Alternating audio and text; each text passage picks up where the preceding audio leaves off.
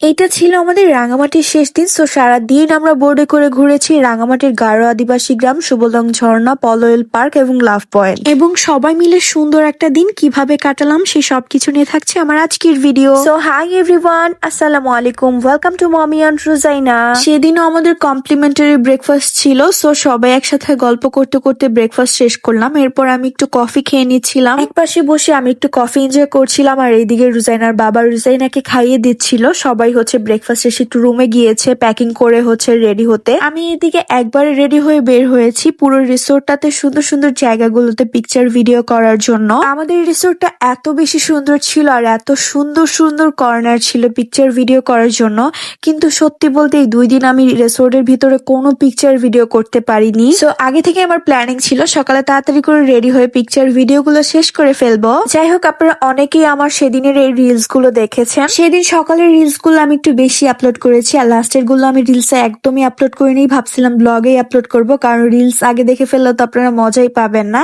So এই ব্লগে লাস্টে কিন্তু আরো অনেক সুন্দর সুন্দর ক্লিপ রয়েছে। এই তো আমার ছোট্ট ফুলবানু বাবার হাত ধরে হাঁটছিল। আমার ছোট্ট ফুলবানুকে দেখে সবাই মাশাআল্লাহ বলে দিয়েন।